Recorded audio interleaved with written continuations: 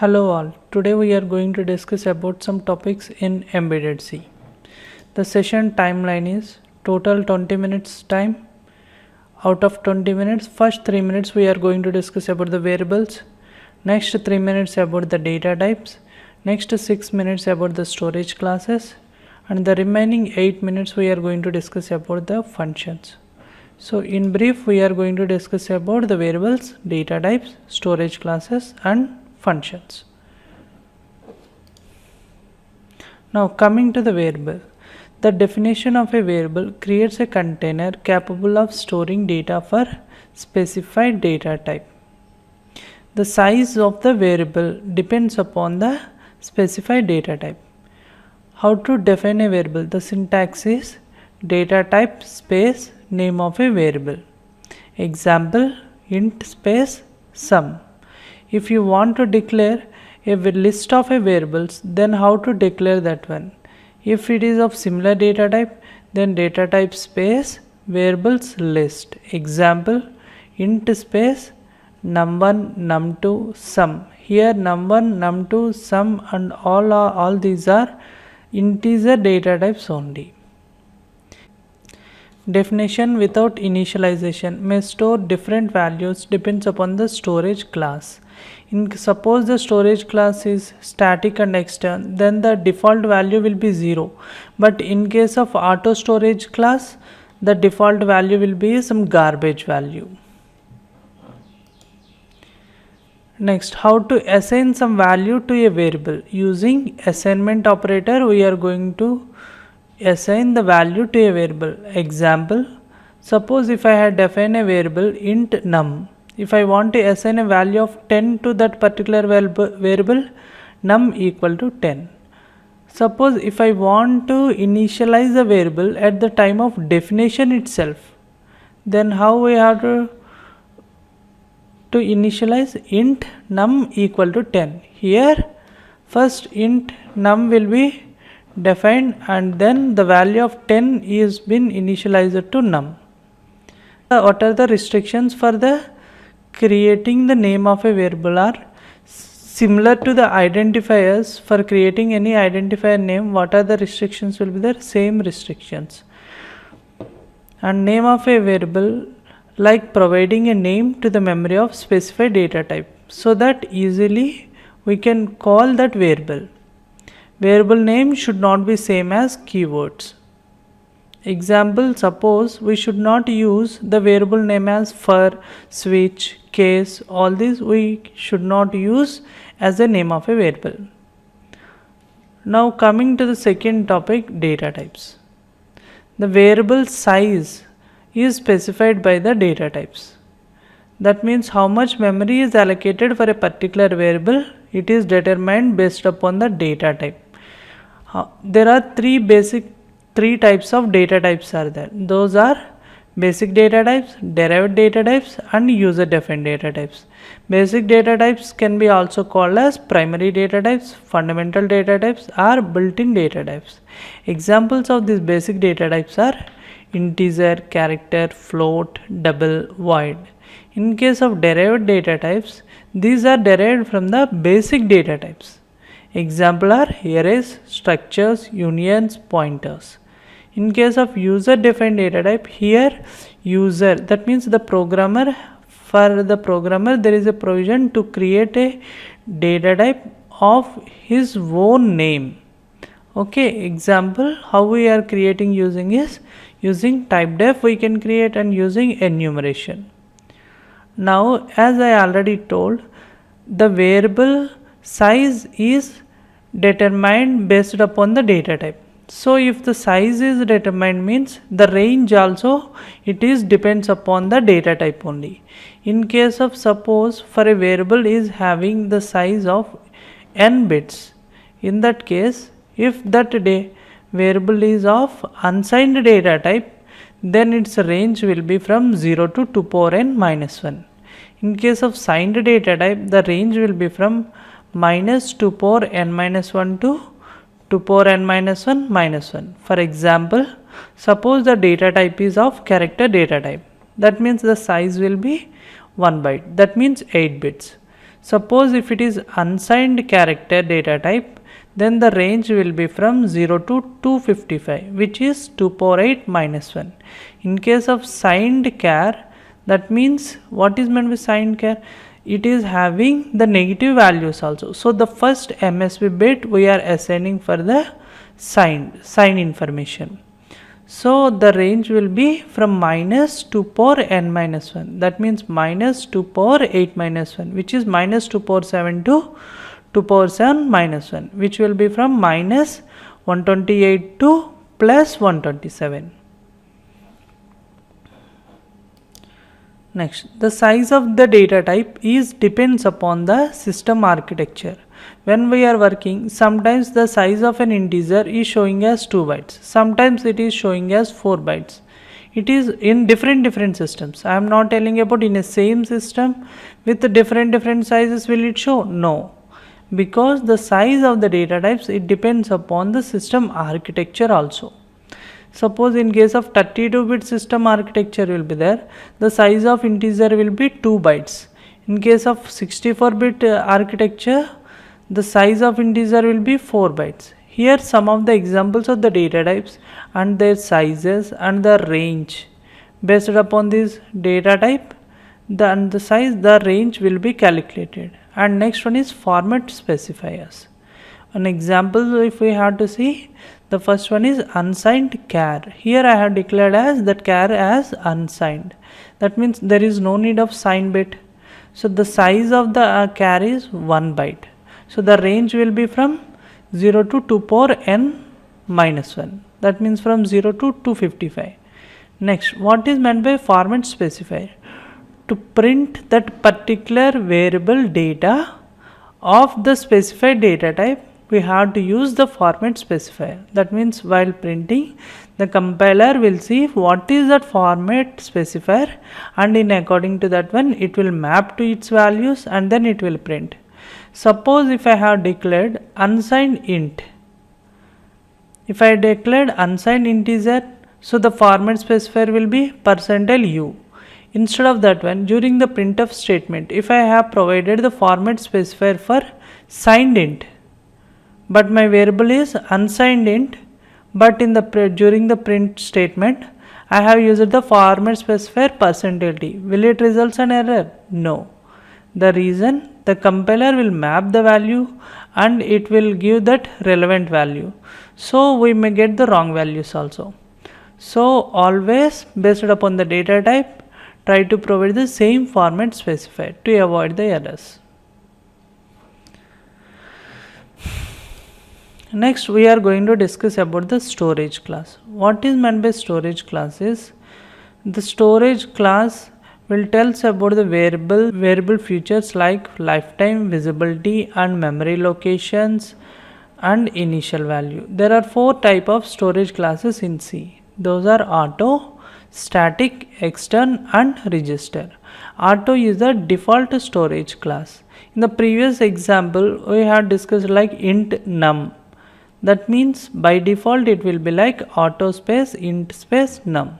Both are same. Even though if you won't declare the auto storage class, the compiler will default it will take as auto type of storage class. Okay. So here the int a and auto space int space a both are same. Static variable maintain their value between the function calls, but the scope is local.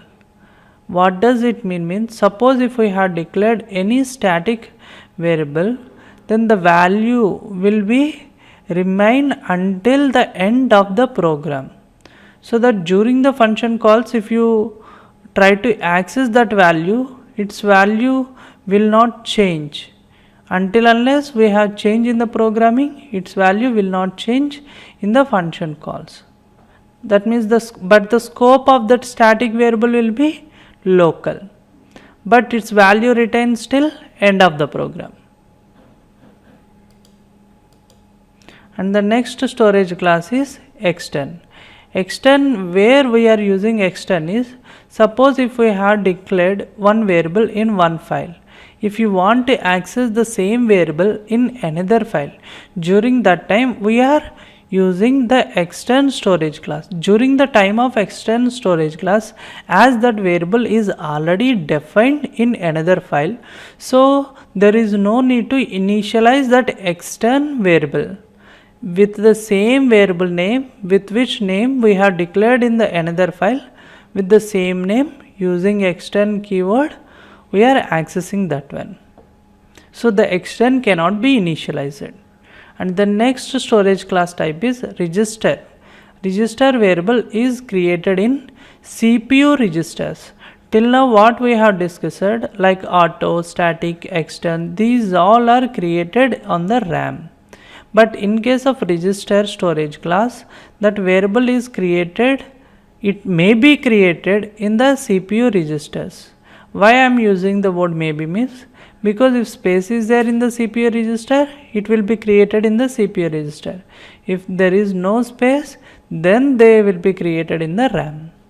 But what is the use? The use is the access of register variables is faster compared to the other storage class, because the CPU can access the CPU registers faster than the values present in the RAM. Next, we are seeing the comparisons of the storage classes. Suppose type of storage class is auto, where the storage will be saved. It is in the RAM. What is the default value? Garbage value. What is the scope of that auto storage class declared variable? Its scope is local. But what will be its lifetime? It will be the till end of that particular block only. In case of static storage class, as we have discussed, it is stored in the RAM and its default value will be 0 and its scope is also local and its lifetime will be till the end of the program. So that if suppose if I had declared one static variable in a function, so when the first time when we call itself, that variable has been created. So second time when we are calling, the variable is not created again. It is still available. The scope of that static variable will be local to that function only, but it will be available till the end of the program. Okay, so that's why the lifetime will be till the end of the program, can access from only declared block in the program. That's why its scope is local. In case of extend, the storage place will be RAM and its default value will be 0 and its scope will be global. So what will be the lifetime of extend is, the lifetime is of extend is also till the end of the program, but here we can access from anywhere in the program because the extend we are declaring in the global. Next type of storage class is register. The storage place is CPU register and the default value will be the garbage value and its scope will be the local and its lifetime will be till the end of the block. And coming to the next topic is functions. Every C program has minimum one function, that is main function. When we run the executable code, the first what the compiler will see is where is the main. From the main function it will start execution. So that's why in the second line I have mentioned as execution of the program starts from main. So on this topic function, we are going to discuss about benefits of functions, what are the types of functions are there, and function declaration and function definition, function call, and then we will see that what is meant by recursion and how it will be useful. Now coming to the benefits of functions, what is the main benefits of the function is the reusability of the code, which we are using again and again, that one we can create as a function and using that function name we can call, so that it will be easy and we no need to write that code again and again. And the next important point about function is modularizing the code. That means we are creating the code as like a segments and then we are creating like a modules so that it will be easy to access that particular module or that particular segment. And these functions makes editing and debugging easy.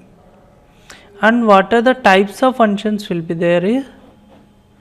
There are basically two types of functions will be there. Those are built-in functions, that means library functions. Example is printf, scanf, string length, etc. And another function type is user defined functions. That means this function code is written by the user. And the next is parts of the function. What is meant by these parts of function means the function declaration, function definition and function call. Function declaration will tells the compiler that there is a function with this of return type, with this function name, with this arguments list. Example, int space sum of int a comma int b. Here the return type of this function sum is integer and the arguments list of the sum function are int a and int b. So there are two arguments and of return type integer, and these both arguments also integer. There may no need to be that the return type and the arguments list type should be same. There is no rule like that. Okay, this is about function declaration, and the next one is about function definition. What is meant by function definition means where we are showing the logic of the function, that means the body of the function where we are defining, there that place we are calling as function definition. And the next one is function call, how we are calling the function. That means generally we are calling the function using its name, and how the parameters we are passing, the arguments we are passing is it's directly by value or by its address. If we are calling by its value, it can be called as call by value. If we are calling by the address, it can be called as call by reference. Okay, and the next one is function declaration, which I already told. Return type will be there, that is the data type of the value the function returns. The return may be the value or it may be the address also. In the function declaration, what is the name I have used, that is my name of that function. What are the arguments I am providing, those all can be called as parameters. Those are the inputs to that function definition.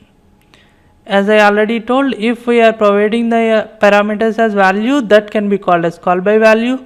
If we are providing the address, that can be called as call by reference or call by address. Same. Function definition means body of the function will be there and what will be the output and what will be the input. Here the body means that logic.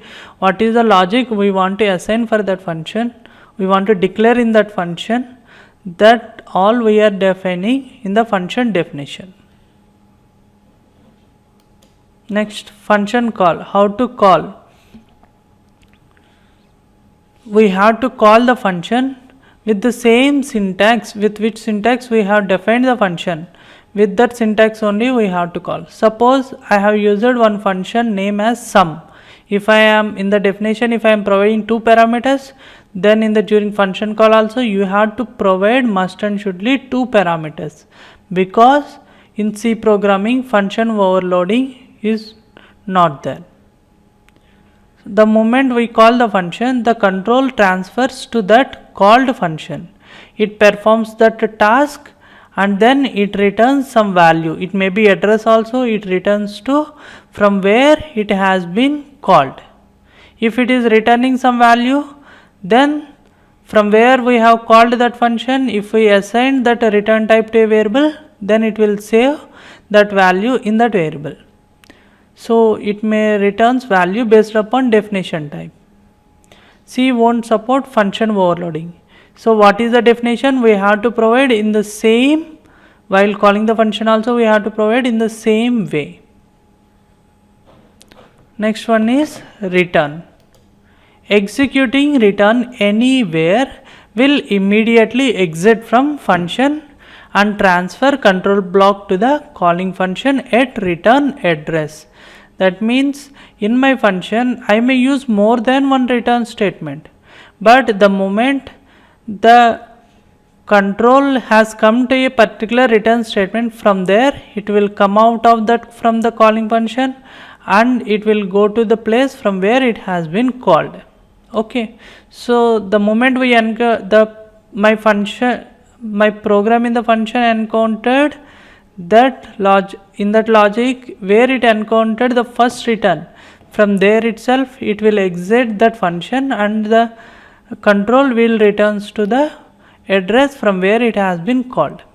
And the next one is recursion. Recursion means the function that call itself. In some cases there may be a possibility that that function may call itself. So that condition can be called as recursive functions. Example will be factorial and Fibonacci. This recursion may be useful in the searching and sorting type of examples. So here I took the example of factorial. Suppose n factorial is there. How we are finding n into n minus 1 factorial? Here in case of recursion, it will go into the function inside again and again like that until it has reached the base condition. In case of the factorial, the base condition is 0 factorial. That means there that recursive function will ends and then that return type it will send it to back. So the base condition will be 0 factorial which is equal to 1. So base case will terminate the recursion. If termination does not stop, then it will be like a infinite loop. It will go on there itself. Okay. So this is about the recursion. Thank you.